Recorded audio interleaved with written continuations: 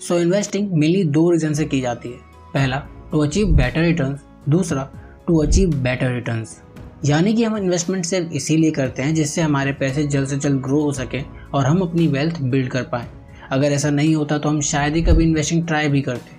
पर यहाँ सवाल ये है कि क्यों सिर्फ कुछ ही इन्वेस्टर जैसे वॉरेन बफेट, चार्ली मंजर और मोनिश पबराई अपनी इन्वेस्टमेंट पे मार्केट से ज़्यादा रिटर्न्स अचीव कर पाते हैं कंपैरिजन टू अदर इन्वेस्टर्स जो बेयरली मार्केट का एवरेज रिटर्न अचीव कर पाते हैं। इनफैक्ट एक रिपोर्ट के अकॉर्डिंग बर्कशायर हैथवे 1965 से लेकर 2022 तक वॉरेन बफेट की गाइडेंस में 19.8% कंपाउंडेड एनुअल गेन अचीव किया है कंपैरिजन टू S&P 500 इंडेक्स जो सिर्फ 9.9% गेन ही अचीव कर पाया है। सो उनकी इस सक्सेस के पीछे एक सिंपल स्ट्रेटेजी है जो वो खुद भी फॉलो करते हैं और दूसरों को भी एडवाइस करते हैं। वो है कि फोकस ऑन वैल्यू। इस स्ट्रेटजी के अकॉर्डिंग आपको उन कंपनीज के शेयर्स को फाइंड और रिसर्च करना है जो अपनी ट्रू मार्केट वैल्यू से कम वैल्यू पे ट्रेड हो रहे हो। ऐसे शेयर्स में इन्वेस्ट करना आपके रिस्क फैक्टर को भी काफ़ी कम कर देता है क्योंकि आपने इन शेयर्स को उनके ट्रू मार्केट वैल्यू से काफ़ी कम दामों पे खरीदा होता है। इसी डिफरेंस को दोस्तों इन्वेस्टिंग वर्ल्ड में मार्जिन ऑफ सेफ्टी और ऐसे स्टॉक्स को अंडर वैल्यूड स्टॉक्स कहते हैं।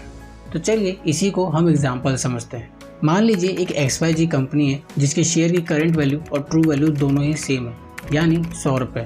अब कंपनी की अच्छी परफॉर्मेंस के चलते उसके शेयर प्राइस में भी इंक्रीज आता है जिससे उस शेयर की प्राइस अब 100 रुपये से 110 रुपये हो गई है। तो इस गेन को अगर कैलकुलेट करें तो वो 10% होगा। सिमिलरली हम एक ABC कंपनी को देखते हैं जिसके शेयर की करंट वैल्यू 60 रुपये है और उसकी ट्रू वैल्यू कैलकुलेट करने पे 100 रुपये आती है। तो अगर इस कंपनी में आप इन्वेस्ट करते हो तो जैसे ही वो शेयर्स अपनी ट्रू वैल्यू को अचीव करेंगे तो आपको 40 रुपये का प्रॉफिट होगा, जिसे कैलकुलेट करें तो 66.66% होता है, जो कि आपने सिर्फ उसके ट्रू मार्केट वैल्यू को अचीव करने पे ही कमा लिए हैं। अगर कल को इस कंपनी की अच्छी परफॉर्मेंस के चलते इसके शेयर प्राइस में भी इंक्रीज आता है तो आपके रिटर्न्स काफ़ी ज़्यादा होंगे कंपेयरिंग टू एवरेज इन्वेस्टर्स जो XYZ जैसी कंपनीज में इन्वेस्ट करते हैं, वो भी मार्जिन ऑफ सेफ्टी यानी लेस रिस्क के साथ। तो इसीलिए दोस्तों अगर आप ज़्यादा रिटर्न्स लेस रिस्क के साथ अचीव करना चाहते हो तो ट्राई कीजिए वैल्यू पे फोकस करने की।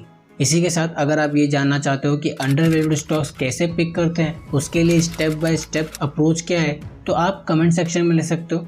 हम उस पर जल्द से जल्द वीडियो लाने की कोशिश करेंगे। आज के लिए इतना ही, मिलते हैं इस सीरीज़ के नेक्स्ट लेसन में।